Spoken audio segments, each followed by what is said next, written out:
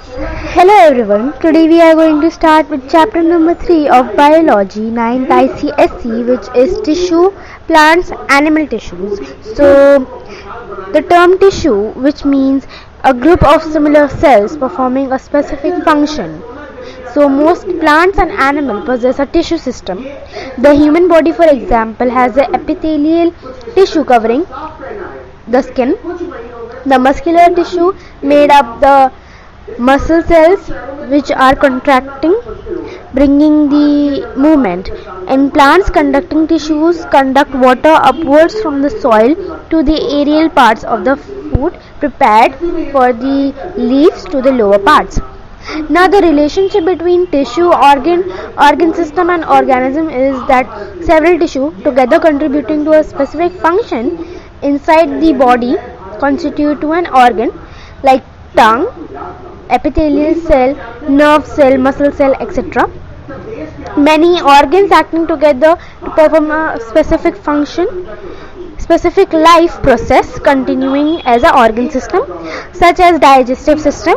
Then we have organ system together constituting the organism, the root of the system and the shoot system constitute the plant and organism. Then we have plant tissues. So there are two basic types of tissue, which is meristematic tissue and permanent tissue. Meristematic are which can be multiplied or can be divided. They produce new cells, and permanent tissues are not dividing and are specialized cells. Meristematic tissue is found at all growing parts of the plant, such as tips, roots, stems and branches. They grow, and they are also present between the barks of the wood of the trees, which it led to growth in the diameter of the stem. Then some of the characteristics of meristematic tissue are they are really small. They are usually cuboidal.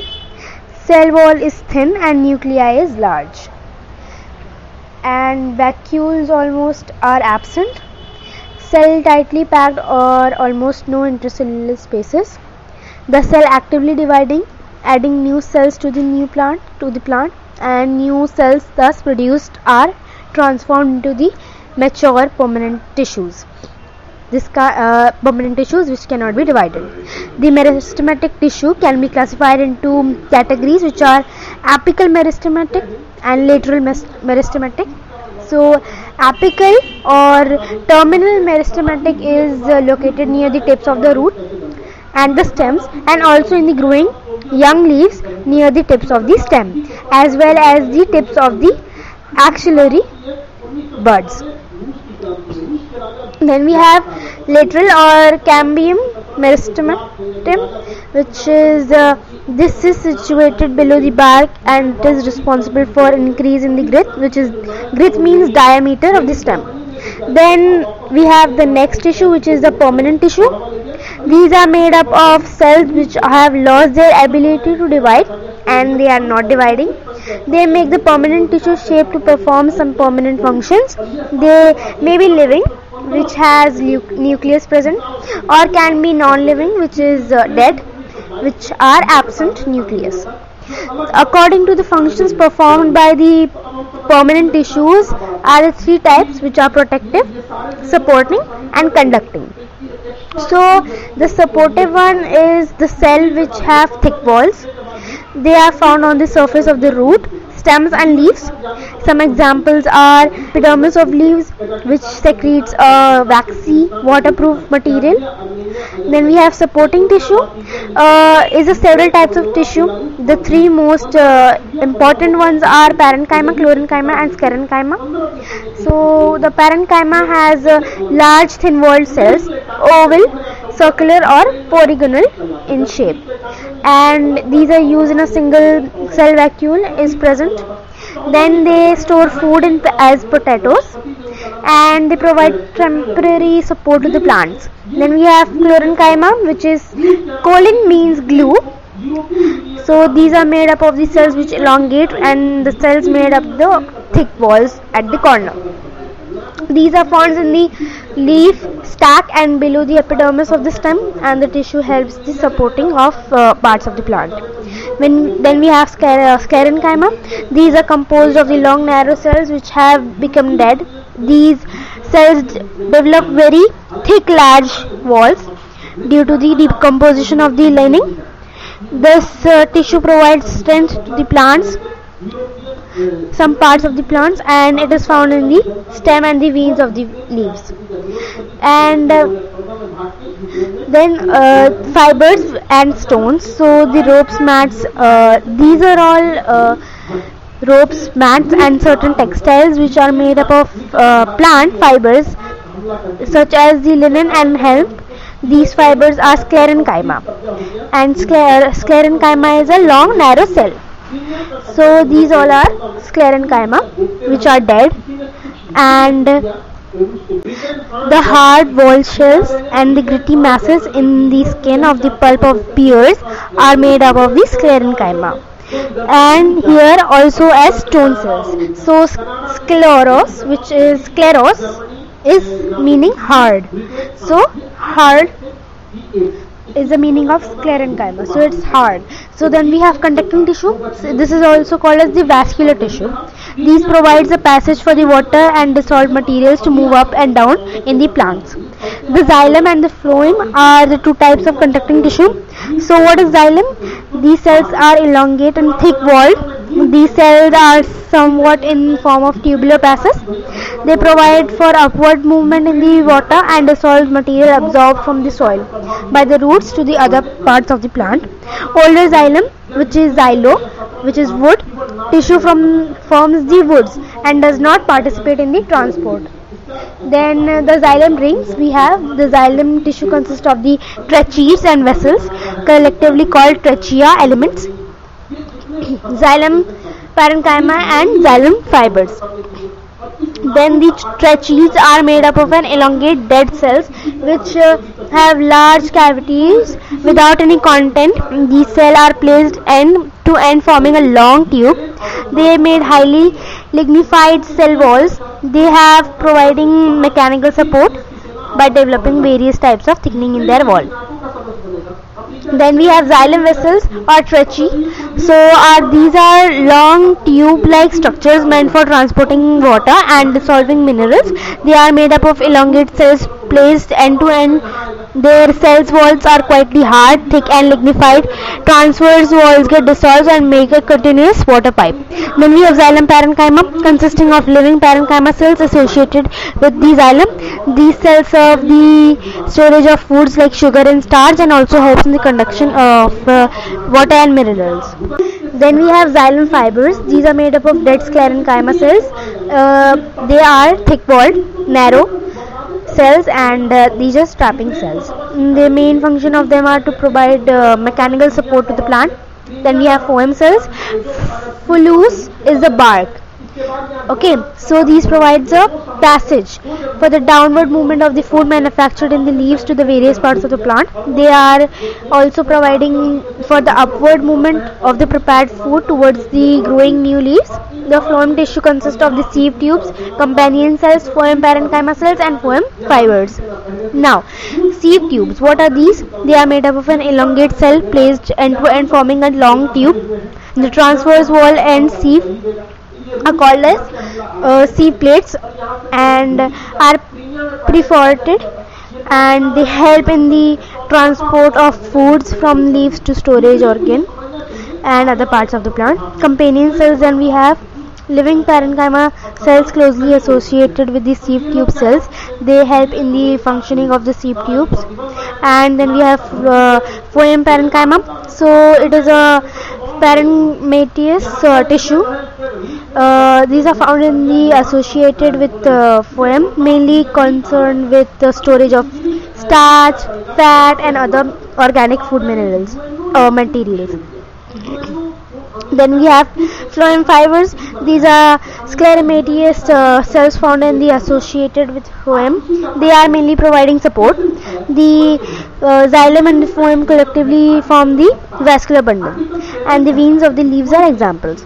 Now let us do a summary. So we have plant tissue. There are two types, which is meristematic, permanent. Meristematic are actively dividing, and permanent, which are non-dividing. And then we have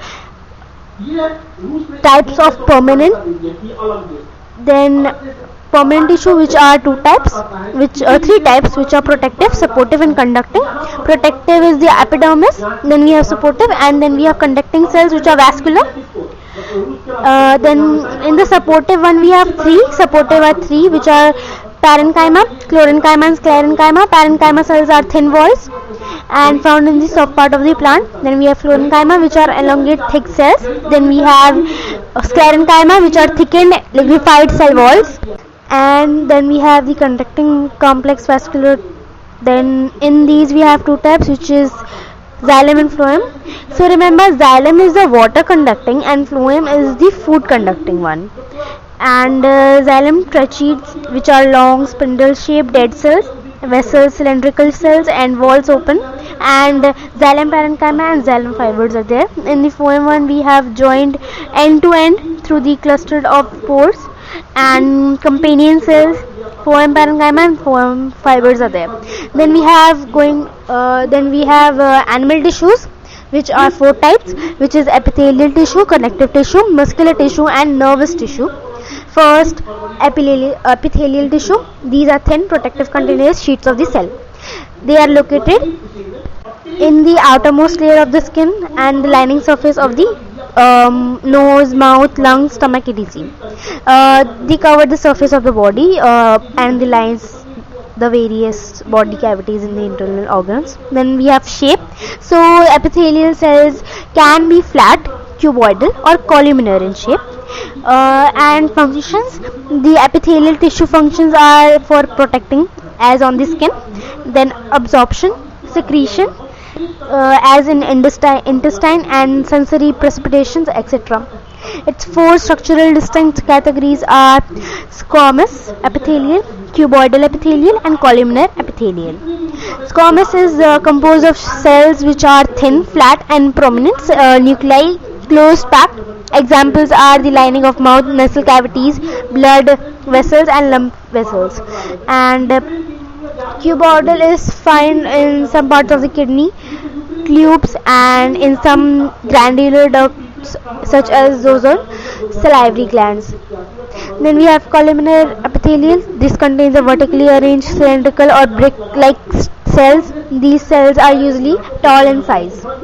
Then we have ciliated columnar epithelium.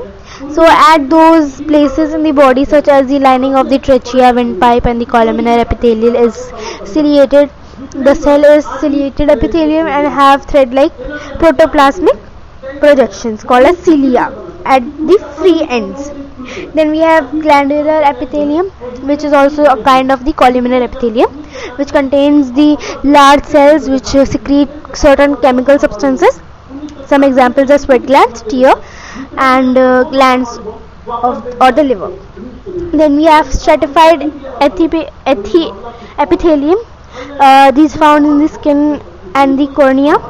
At the end, and they are composed of several layers which are strata and the same of the different kinds of epithelial cells. Then we have connective, which is the second one. Connective tissue, so they are bind or tissue with the another and also connect the various organs, keeping their proper place. And it has three characteristics, which are abundance in the intercellular substances, the matrix. Then we have fewer cellular elements and fibers. So the connective tissue are classified into three, which is the connective tissue proper, which serves for the packing and the binding of organs. We have supportive connective tissue, which gives the support like cartilage and bones. And then we have fluid connective tissue, which is blood and lymph. And then we have connective tissue proper, which is the three subcategories, which are areolar packing tissue. Then we have adipose, which is fat tissue, and fibrous connective tissues. So areolar packing tissue is like the most widely spread, occurring beneath the epidermis of the skin, and it makes the skin elastic. Then we have adipose. It is the specializing cell storing fat. and the tissue form padding under the skin around the kidneys, eyeball, etc. Then we have fibrous. So these are made up of elongated cells referred as the fibers, and the fibers are strong and bundled together by the areolar tissue. Then we have second one, which is the supportive connective tissue. So there are two types, which is the cartilage and the bones. So cartilage is a non-porous tissue. It has a thickened intercellular substance, which is the matrix I told you before, and it has no blood vessels or nerves. Cartilage is the semi-transparent and elastic. Then we have bone, which is hard porous tissue. It has a good supply of blood vessels and nerves. It consists of the both living cells, which is the osteoblast, and a rigid mass in the inorganic salts. Then we have the fluid connective tissue, which is one type, which is blood, which is composed of the liquid part, which is the plasma, and second one is the intercellular part, which is the red blood cells and white blood cells, and also the pellets. Then we have lump.